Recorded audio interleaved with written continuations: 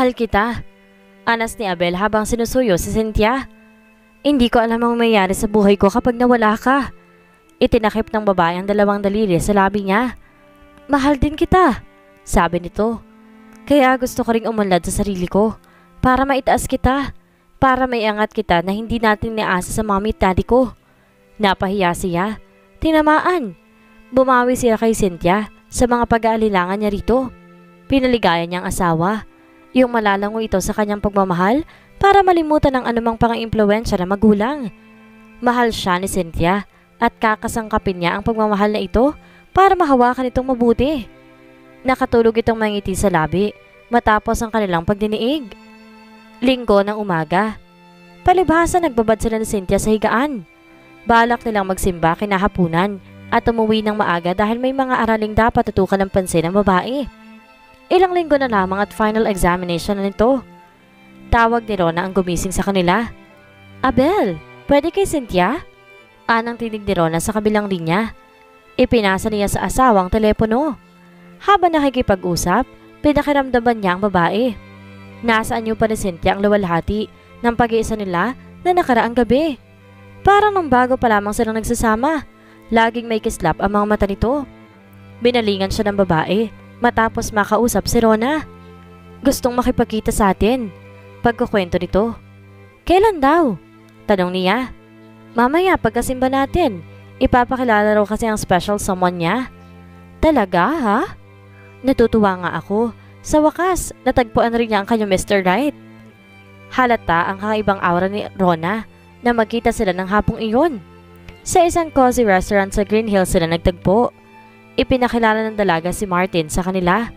Economist din ng lalaki, tulad ni Rona. Konektado ito sa isang multinational company. Nabigyan marahil ni Rona ng paunang deskripsyon ng background niya. Hindi nagtanong si Martin kung ano siya at kung saan nagtatrabaho. Maging nang nagkukwentuhan, iniwasan na magasintahan ng mga sensitibong paksa na maaaring mag-iwan ng sugat sa kanya.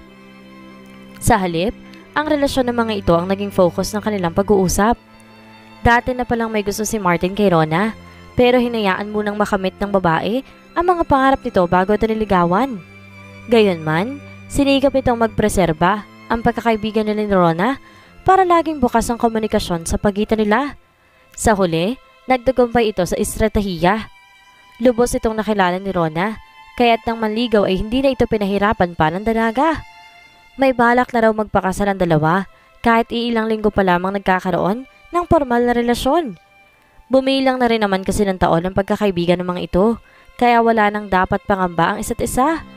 Kilalang kilala ng bawat isa ang pagkatao at ugali ng kasintahan. Nakadama siya ng kayabangan para kay Cynthia nang sabihin ni Rona na ang babae ang unang pinagsabihan dahil ito ang kinukonsiderang best friend sa lahat. Dapit hapon na magkahiwalay sila.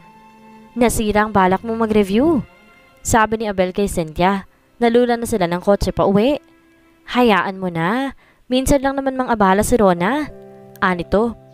Nakahinto sila noon sa isang intersection nang agawin ang pansin niya na mag-inang tumatawid. May tulak na kariton ng mga ito. Hindi siya maaari magkamali. Sina Esmeralda at Emilio ang mga yun. Bigla siyang pinagpawisan ng malamig. Palihim niya ring sinundan ang tingin ang dalawa. Normal na ang paglakad ni Esmeralda. Hindi mahahalatang minsan ay sinamento ang mga binti nito dahil sa fracture. At si Emilio, tingin niya biglang naging isang munting binatilyo. Nakapantalong maong ang bata at t-shirt na medyo malaki dito, kaya parang biglang lumaki sa kanyang paningin. Honey, go na! Tapik sa kanya ni Cynthia. Napatingin pa siya sa kabiyak bago lumihistro sa isip ang sinasabi nito. Paano pat panayin ang busin ng mga sasakyang sumusunod sa kanila? Ang lalim ng iniisip mo ah. Pansin ni Cynthia nang malayo na sila roon. Mabilis nang nag-isip para makalusot sa sitwasyon. Naisip ko kasing malapit ka nang graduate. Maraming posibleng mangyari pagkatapos noon. Tulad ng ano? Gugustuhin mo magtrabaho sa ibang kumpanya.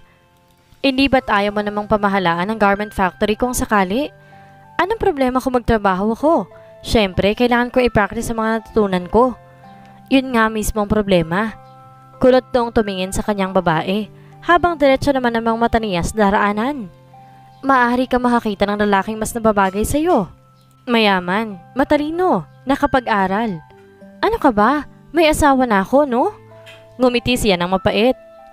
Ayokong ipasok sa isip ko. Pero naroon ang posibilidad na pwede kang magmahal sa kauri mo at iwan ako. Wika ni Abel. Pwede ba, honey? Hindi mangyayari yun. Narinig kong usapan niyo noon ng mga daddy at mommy. Iniengganyo kanilang hiwalayan ako. Nabigla ang babae. Sumandali itong napipi. Isinusuka nila ako hanggang ngayon, Cynthia. Kahit ginagawa kong lahat para matuwa naman sila sa akin. Kahit paalipin ako sa kanila. Honey, natatakot ako. May dahilan ng mga takot na iyon. Walang dahilan para matakot ka. Ako ang asawa mo. Ako magpapasya kahit anong sulsul pang marinig ko. Sinusumpa ko, honey. Hindi lang pangako. Hindi mangyayari ang iniisip mo. Dahil kung makikinig ako kay mommy at daddy, hindi na siguro tayo nagkatuluyan. Buo ang loob na sabi ni Cynthia. Tumaba ang puso ni Abel. Ngayon, ay malinaw ang indikasyong hawak talaga niya si Cynthia. Gayunman, kung bakit hindi pa rin mabura sa kanyang isip si Esmeralda at si Emilio. At ang tago niyang hangaring maangkin din ang mga ito. Kahit anong pakiusap ng magulang, hindi napilit ng mga ito si Cynthia para tumulong sa pamamahala ng garment factory. Ang mga ito, matigas talaga ang ulo ng bunsong anak. Wala rin namang magawa ang mag-asawang sa Avedra dahil sa huli, si Cynthia pa rin ang nasunod. Natanggap sa isang malaking kumpanya si Cynthia. Nang araw na matanggap ito, sinabihan si Abel na iayos ang kinakailangang mga papeles para sa kanyang pag-aaral. Ipapasok raw siya ni Cynthia sa isang adult school para matapos niyang high school. Mula roon, ipinangako nitong pagpapatapusin ito ng kolehiyo. Ang kailangan lang talaga ay tiyaga at pagsisikap, honey. Sabi nito. Naisip kong mas mainam nga pala kung pareho tayong handa para naman ang mangyari mas makakadiskarte tayo. Matanda ng daddy at mommy ko. Hindi habang panahon maaari silang sandalan. Iba ng mga tuwiran si Cynthia. Mula nang magbalik ito sa kolehiyo, lumawak ang pananaw sa buhay. Mas nag-mature, wika nga ni Rona. Noon, kontento na itong tumanggap ng allowance mula humawak ng pera. Kung hindi alam, na rin kung saan dadalhin yun. Siya ang naiwang umaasa. Pagdating ng panahon, tatanggap na malaking mana si Cynthia at mamumuhay silang tila hari at reyna. Ang maganda lamang kay Cynthia, kahit maraming pagbabago nagaganap sa buhay nito, nanatili itong nagmamahal sa kanya. Lagi nitong ipinapadama kay Abel ang kahalagahan niya. Na sa lahat ng pangyayari sa buhay ng asawa, siya ang nalaging inspirasyon. Hindi pa rin tumitigil si Abel sa paghahanap kina Esmeralda at Emilio. Pasimple lamang iyon, palihim. Binalikan niya ang interseksyong minsan, kinakitaan niyang tinawiran ng mga ito. Nagbabaka sakali siyang matagpuan ng mga ito sa lugar na iyon. Nabigo siya, ngunit hindi naging hadlang ang kabiguan para tumigil at huwag magpatuloy. Kung saan-saan siya dinala ng paa. Simbahan, palengke, talipapa, bangketa, lugar ng mga squatter, parke, mall. San ka ba nagpunta, Abel? Kanina pa ako tawag ng tawag, wala ka. May tampo sa tinig ni Cynthia. Namasyal lang, nainip na kasi ako rito. Sagot niya. Half day lang kasi kami. Bala ko pa namang magpasundo sa'yo at lumabas tayo. Hindi ko naman alam kung saan ka hahagilapin. Pasensya na, honey. Hayaan mo't hindi na mauulit. Okay lang naman sa akin mamasyal ka at maglibang. Ipaalam mo lang. Para hindi naman ako nagmumukhang tanga. Tampong wika na Cynthia. Sorry. Natulog siya ng gabing iyon na nakikiramdam kung naghihinala na ba sa kanyang asawa. Nagising siya kinabukasan sa malalakas na katok sa pinto ng silid. Otomatiko siyang napatingin sa side table. Naroon ang alarm clock na tagagising mula nang mamasukan si Cynthia. Wala pang 6:00 ng umaga. Nakadama siya ng inis. Naisip na mangangapritsyo na naman ang mga biyanan. Baka may iutos sa kanya pero sa halip na sabihin ng nakaraang gabi, naghintay talaga ng kinabukasan para balabugin siya sa pagtulog. Sanay na siya sa mag-asawa. Ang katulong na si Elena ang napagbuksan niya ng pinto. Ano raw ang problema? Pilit niyang itinatago ang pagkainis sa tinig. Masipsip ang katulong sa mga Saavedra at isang maling kilos lamang tiyak na babalik sa kanyang lahat. May naghahanap sa'yo.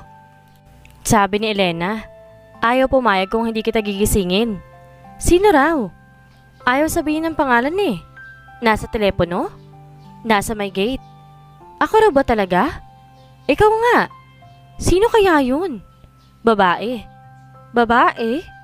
Biglang may sumigid na kaba sa dibdib ni Abel. Wala siyang alam na babaeng posibleng maghanap sa kanya at sa gayong oras pa man din.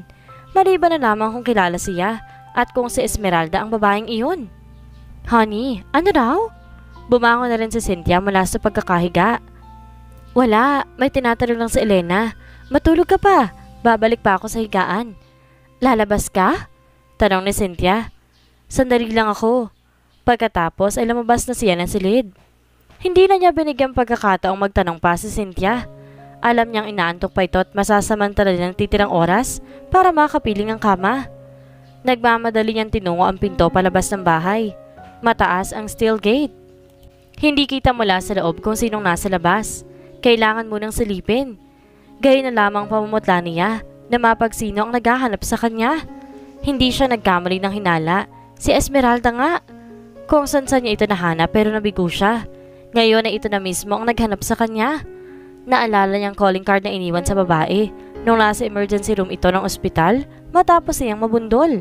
Yun marahil ang pinagbasihan nito para matunto ng malaking bahay. Lumabas si Abel. Esmeralda, sabi niya, saka na umid ang kanyang dila. May sadya ako sa iyo. Mahalaga to.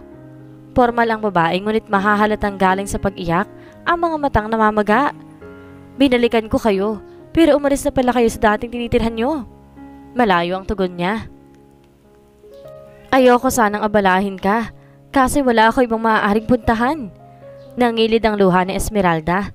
Naalarma siya. Si Emilio Abel. Nasa ospital siya. Pagkarinig ng sinabi ni Esmeralda, pakiramdam ni Abel ay nagsalikop ang langit at lupa at piniga siya. Napigil ang kanyang hininga. Tulungan mo ako, Abel. Sa ospital? Bakit? Ano nangyari? Sambitla niya. Dengue. Sabi ng doktor, nakuha lang daw sa kagat ng lamok pero kailangan niyang salina ng tugo. Napamaang siya. Grabe kung gayon ang kanyang anak. Abel? Narinig niyang tawag sa kanyang pangalan mula sa likuran. Otomatiko siyang napalingon. Nakakwadro si Cynthia sa bumukas sa pinto ng gate. Nasaan niyo ang pagtataka? Sino raw? Ano raw ang kailangan? Tarong ng babae. Pagkuwan, sinilip ito si Esmeralda, nakakabli sa kanyang katawan. Magandang umaga ho. May kinig ang boses ni Esmeralda na magtama ang mga mata nito at ni Cynthia. Halata ang pagkailang. Lumapit si Cynthia sa kanya, kumapit sa kanyang braso, saka tinitigang mabuti si Esmeralda. Siya yung nabundol natin noon, hindi ba siya yun? Tanong ni Cynthia na nakatingin sa kanyang mukha. Nang tumango siya ay nagtanong muli ang asawa. Bakit narito? Humihingi ng dagdag? Napahiya si Abel. Napahiya rin si Esmeralda.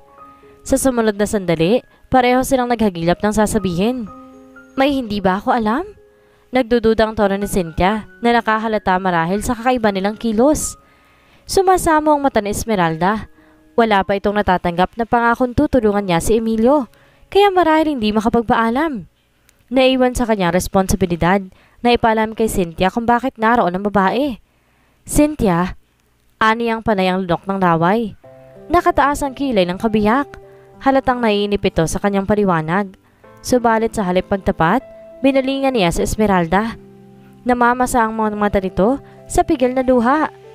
Pagkakahalo ang pait na nadarama nito sa paghahanap nilang tatlo at sa sitwasyong kailangan nitong magpakabababa alang-alang sa anak. Sa ospital? Tanong ni Abel kay Esmeralda. Sinabi ni Esmeralda ang pangalan ng isang ospital ng gobyerno. Sige, pagtataboy niya sa babae. Susunod ako. Tumango lamang si Esmeralda. Pagkuwan ay tumalikod na ito at patakbong lumayo sa lugar na iyon. Samantalay na estatwa si Abel sa nanunuring tingin ni Cynthia. Para siyang alagang asong sumunod sa amo nang pumasok si Cynthia sa loob ng bakuran, diretso sa kabahayan. Hindi ito huminto. Inabutan niya ang asawa sa kanilang silid. Nakaupo sa gilid ng kama. Matigas ang mukha. Cynthia, sabi niya. Sino siya, Abel? Yung totoo. Abel. Hindi siya tinatawag na Abel ni Cynthia, maliban kung galit ito. Lalo siyang kinabahan.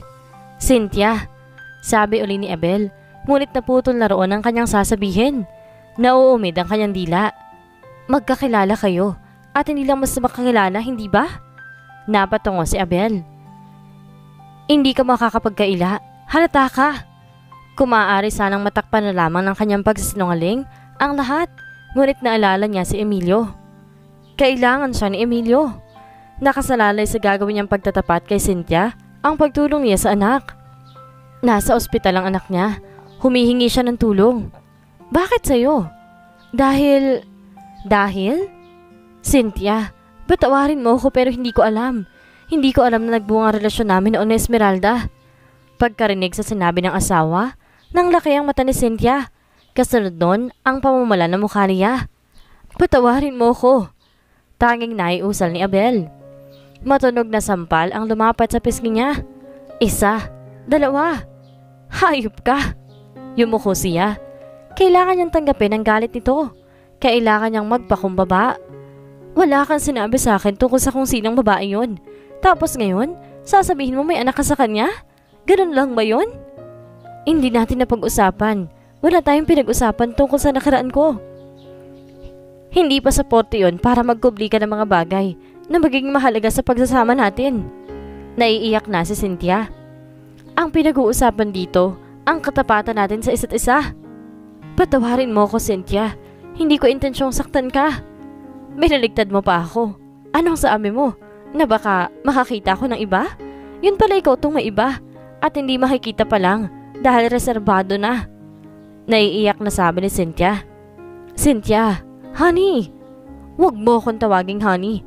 I hate you. Cynthia, please. Get out of my sight, Abel. Walang nagawa at nasabi si Abel. Lulugo-lugo siyang tumalima. Lumabas siya ng silid. Nagulat pa siya nang sa pagbukas ng pinto, bumalaga roon ang anyo ng biyanan. Ano? Magaling na lalaki? Bungad ni Mr. Saavedra. Nagkaalaman na ba ng tunay na kulay? Idedemanda ka namin. Bubulukin ka namin dahil sa pangloloko mo kay Cynthia. Duro sa kanya na Mrs. Saavedra. Lalo siyang nanlamig. Nang makita niyang nakasilip si Elena sa may puno ng hagdan, nais niyang dambahin ang katulong at lamutakin ang bibig. Tiyak niyang ito ang nagsumbong sa mag-asawa tungkol sa nangyari. Tumabi-tabi ka nga. Hinabig siya ng biyanang lalaki. Binuksan naman ni Mrs. Saavedra ang pinto na silid nila ni Cynthia at sandali pa ay nilagom ang katahimikan ng kabahayan. Parang sasabog ang ulo niya. Sa nakaraang ilang sandali, nahantad ang lihim na kay tagal niyang iningatan at kinubli. Bistado na siya ni Cynthia ngayon at dahil doon, hindi na niya tiyak kung ano mangyayari sa sunod na mga sandali. Kinilabutan siya na maisip ang posibilidad na palayasin siya sa bahay na iyon. Saan siya pupunta? Wala siyang malaking pera. Meron siyang konting na itabi mula sa iniabot-abot ng asawa at mga natitipid kapag inuutusan siya ng mga biyanan. Pero baka hindi yun sapat. Hindi lamang iyon. Paano si Emilio? Kailangan ni Emilio ng tulong niya, ng pera niya. Kumislap sa isip niya ang kalagayan ng anak. Nasa charity ward ng isang government hospital. Nanlilimos ng awa mula sa mga doktor at nurse dahil walang salapi. Ngayon, nanlilimos pa rin ng awa mula sa kanya. Napasuntok siya sa dingding. Masakit iyon, ngunit mas masakit ang nasa bawat himaymay ng puso niya. Maputla, malalim ang mga mata at waring hinihintay na lamang ni Emilio ang kalawit ng kamatayan nang datan nito ni Abel sa ospital. Ano na ang lagay niya? Usisa niya kay Aling Marta na inabutan niyang nagbabantay sa bata. Kailangan raw salina ng dugo. Nakahabag sa alagang wika ng binata. Si Esmeralda, tanong uli niya. Naghahanap na mag-i-sponsor ng dugo kay Emilio. Kanina pa nga siyang umalis. Alam niyo ba kung saan nagpunta? Umiling ang matanda. Ano ang sabi? May pinagbilin ba tungkol sa akin? Muling umiling ang babae. Naaborido siya. Gusto niyang magwala. Narito siya sa harap ng kanyang anak at hindi niya alam kung ano nararapat gawin para mabawasan ang paghihirap nito. Nagpaalam siya kay Aling Martha para hanapin ang doktor na tumitingin kay Emilio. Baka maaaring ang dugo niyang isalin sa bata. Yun man lamang ay maipambayad niya sa malaking atraso sa musmos. Ang madugtungan ng buhay nito sa pamamagitan ng kanyang dugo. Nagpakilala siya sa manggagamot. Sinabi rin niya ang pakay. Sinuri siya. Kinunan ng sample ng dugo at ipinalaboratory. Inihanda siya para sa blood transfusion nang matiyak na malinis siya at magkatipo sila ni Emilio. Napapikit siya habang nanunuray ang kanyang dugo mula sa tubo patungo sa mga ugat ni Emilio. Pinigil niya ang luhang nais umalpas sa kanyang mga mata. Anak niya ang batang ito at ngayon lamang mabibigyang katuturan ang kanyang pagiging ama rito. Sa pagkakadiin ng mga mata, tuksong lumarawan sa kanyang balintataw ang naganap sa bahay ng mga Saavedra. Hindi makausap si Cynthia. Iyak ito ng iyak. Panay naman ang mura na Mrs. Saavedra sa kanya. Ang biyanang lalaki ang nag-utos para siya umalis. Para daw makapag-isip-isip silang lahat. Higit sa lahat si Cynthia. Mabigat ang kanyang mga hakbang. Magulo ang kanyang isip. Anong gagawin niya sa gitna na nag-aalimpo yung dagat na mga problemang sabay-sabay na bumobomba sa kanya? Yukong ulo, kinuha ni Abel ang ilang pirasong damit at inilagay sa isang bag. Dinala niya ang kanyang automated teller machine card dahil naroon ng konting cash na magagamit niyang pansamantala. Iniwan niya ang mga alahas na bigay ng asawa, maging ang mga damit. Pinili niya yung pinakamasimple at paggagamit sa pang-araw-araw na lakad. Hindi siya tinignan ni Cynthia. Hindi siya kinausap. Hindi lilingon ang lumabas siya ng pinto. Basta't iyak lamang ito ng iyak. Formal. Wala ni gapotok na salitang ipinabao ng mga biyanan maliban sa kalamigang nagpapaginaw sa kanyang kabuuan. Nanlambot siya ng isa ng hardinero ang bakal na gate. Bumingin sa kanya ang pagtapat ng dahon doon. Sarado na sa kanya ang mansyon. Gaya ng kanyang kinatatakutan, muli siyang sasalungga sa mundo na walang puhunan, maliban sa lakas ng katawan. Noon niya naisip si Emilio. May anak siya. Maaari siyang magsimula ng panibagong buhay dahil kay Emilio at kay Esmeralda. Lilikha siya ng panibagong bukas, nakapiling ang kanyang bunso. Hindi siya mag-iisa. May makakatuwang siya, si Esmeralda. Marahil ay tatagipin siya ni Esmeralda sakaling malaman nitong wala na sila ni Cynthia. At nagpunta siya sa ospital, kung saan ngayon, dadaloy sa mga ugat ni Emilio ang kanyang pagmamahal na naisip pa Damarito unang araw pa lamang na nalaman niyang supling nila ito ni Esmeralda. Salamat, ani Esmeralda, na magkaharap na silang magkausap. Ang sabi ng doktor o obserbahan pa rin si Emilio. Tinitingnan kung patuloy na tataas ang platelet count niya. Wika niyang nakatitig sa mukha ng babae. Hindi sumagot si Esmeralda. Esmeralda, sorry kanina. Gumiti ito ng pilit, saka tumango. Inaasahan ko na yon. Gusto ko magawang paraang gumaling ang anak ko. Magagawa ko lahat alang-alang sa anak ko. Anak natin. Anak ko lang, Abel. Babawi ako sa kasalanan ko sa iyo, Esmeralda. Tumingin ito sa kanya. Magsama tayo. Ikaw, si Emilio at ako. Nagpapatawa ka ba? Umiling siya. Hindi ko pinangarap na makiapid sa asawa na may asawa, Abel. Tama nang minsan ay nagkamali ako. Hindi na ako uulit. May pananagutan ako sa iyo. Salamat na lang, pero hindi ko matatanggap. Paano si Emilio? Lumaki na siyang walang nakikilalang ama. Esmeralda, kung sa Cynthia ang naalala mo, hiwalay na kami. Ang dali naman. Kanina lang magkasama kayo. Magkahiwalay na agad ngayon? Maniwala ka. Dala ko na ang damit ko. Tinitigan siya ng Esmeralda. Waring tinitiyak nito sa pagtitig sa kanya kung nagsasabi siya ng totoo. Takot ka palang walang mauwian. Esmeralda. Wala rin ako mauwian noon. Buntis. Isinumpa ng magulang. Matigas ang mukha ni Esmeralda habang nakatanaw sa kawalan. Pinatigas ng kahapong nagbabalik ngayon dahil sa kanya. Hindi na, Abel. Kailangan ninyo ako. Tapos na ang pangangailangan namin. Nagpasalamat na ako. Hindi ako mag-aari magbayad sa paraang gusto mo. Natigil ang kanilang pag-uusap na makita si Aling Marta na panay ang kaway. Pasagod na lang tinungo ang kinaroroonan nito. Gising na si Emilio. Pagbabalita nito kay Esmeralda. Hinahanap ka. Sasama ko. Alok niya.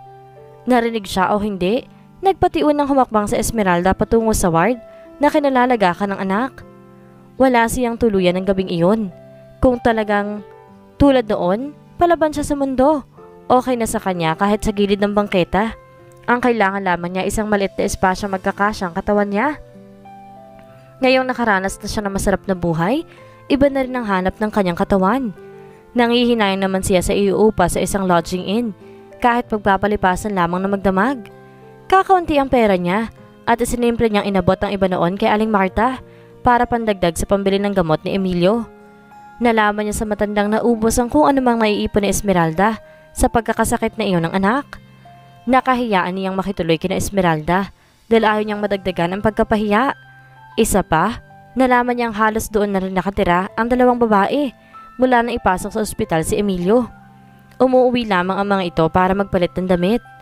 Noong gabing yon, ang alam niya ay parehong sa pagamutan matutulog ang mga ito, kung saan hindi na siya nagtanong. Natagpuan niya ang sariling kumakatok sa bahay ni Rona. Makikitulog siya kahit sa servant's quarter. Posibleng hindi pa alam ni Rona ang problema at maaari niyang gawing alibay na nagkatampuan sila ni Cynthia. Gulat na gulat si Rona na makita siya. Paano ihapis ang kanyang mukha? Lokot ang kanyang suot at halatang problemado. Sinabi niya ang sitwasyon na nagkatampuan sila ni Cynthia at kung maaaring magpalipas siya kahit sa magdamag lamang na iyon. Sa guest room siya pinatulog ni Rona. Hindi rin siya nakatulog kahit malambot ang kama at mabango ang amoy ng kwarto. Puno ng mabigat ang dibdib niya. Hindi pa rin niya alam kung paano lulutasin ang kanyang problema. Kung maaari nga sanang sa isang pitik lamang ng daliri ay maglaho na lamang ang lahat. Pero imposible iyon. Malinaw ang katotohanan. Inayawan siya ni Cynthia at ayaw siyang tanggapin ni Esmeralda. Madaling araw nang igupo ng antok ang pagod niyang diwa at damdamin. Tila naalimpungatan siya nang marinig ang mga salita. "Let's go home," sabi ni Cynthia sa tinig na may pag-aalala. Pinilit tumilat ni Abel. Masakit ang kanyang mga mata sa pakikipaglamay sa puyat. Kinusot niya iyon. "Honey, umuwi na tayo," ulit ng tinig. Nagmulat siya ng mata at nagulat nang makitang nasa harap niya ang asawa. "Cynthia?" Tumawag si Rona. "Narito ka raw." Lumakad ang mata niya. Nasa likod ni Cynthia si Rona. Nakangiti ito. Napaupo siya mula sa pagkakahiga. "Ano man ang hindi niyong pagkakaunawaan, pag-usapan ninyo," payo ni Rona. Talagang hindi maiwasang magkatampuan ng mag-asawa. "Cynthia," ngumiti ang babae. "Dala ko ang kotse," sabi nito. "Pakainin mo muna si Abel," sabi ni Rona. "Hindi ako papayag na umalis siyang hindi kumakain. Sabay-sabay na tayong tatlo." Si Rona ang nasunod. Tahimik si Cynthia habang kumakain. Si Rona ang salita ng salita. Nakanig lamang din siya sa mga pangaral nito. Natapos ang pagkain ay nagpaalam si Cynthia. Nagpasalamat si Abel kay Rona. Andap ang kalooban niya nang lumunan ng kotse. Kung tulad ng dati, mauuna nang umupo si Cynthia sa front seat, katabi ng driver. Ibig sabihin siya magmamaneho. Taliwas ngayon. Malayo nang tatakbo ng sasakyan nang magbuka ng bibig ang babae. "Pinuntahan mo ba siya?" Napalingon siya sa asawa. Diretso ang tingin nito sa dinaraanan. Ang sabi ni Rona, "Gabing-gabi na nang dumating ka sa kanila." Umamin siya. "Bakit di ka doon natulog?" Wala siyang maisagot. Hindi na nagtanong pa sa Cynthia, ngunit nang makakita ng lugar na maaaring pagparadahan ng kotse, inihinto ni Abel ang sasakyan doon. Lumabas ito ng kotse, waring sumasagap ng hangin. Lumabas din si Cynthia. Lumapit siya rito. "Gusto mo bang malaman ang totoo?" Tanong niya sa babae. "Ano ang totoo?" Tugon nito. "Ito ang totoo, hindi ba? Nasa kabila ng lahat, ito pa rin akong gaga. Na isang tawag lang ni Rona, sugod ng pinuntahan ka dahil hindi kita matiis.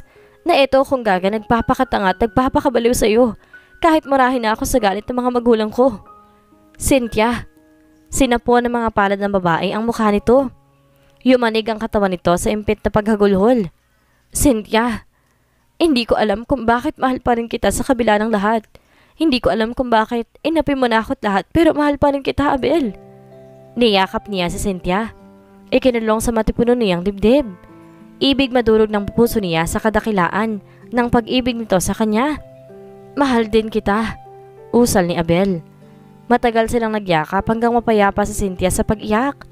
Nasa kotse na sila nang sabihin niya ang nasa sa loob. "Matatanggap pa kaya ako ng daddy at mommy mo? Galit na galit sila sa akin. Hindi ako uuwi doon na kasama ka."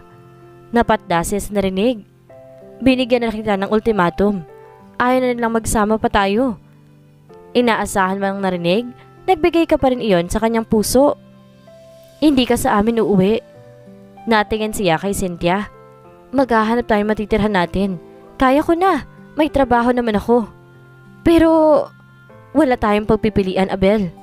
"Meron." Si Cynthia naman ang napatingin sa kanya. "Hindi ka sanay sa buhay mahirap. Hindi mo makakaya. Hindi ko kaya mag-isa. Pero dalawa tayo kaya makakaya natin. Pangungumbinsa ni Cynthia. Bumalik ka na sa inyo. Ayoko mahirapan ka dahil sa akin. Nagbibiro ka ba? Akala mo ba ganun lang ako makakabalik sa amin? Pagkatapos ko ipaglaban na ikaw ang pipiliin ko? Sa kabila ng lahat? Nag-init ang mukha niya. Isa lang ang hihilingin ko, Abel. Ibig kong mula ngayon, kalimutan mo na sila. Tayo ang mag-asawa. Tayo ang magsasama. Tayong dalawa lang at walang sino man ang pwedeng pumagitan. Ano ang gagawin ni Abel? Ngayon may kinakaharap siyang problema. Sinong lalapitan niya? Ano ang buhay na naghihintay sa kanya? Yan ang ating aalamin sa susunod nating kabanata.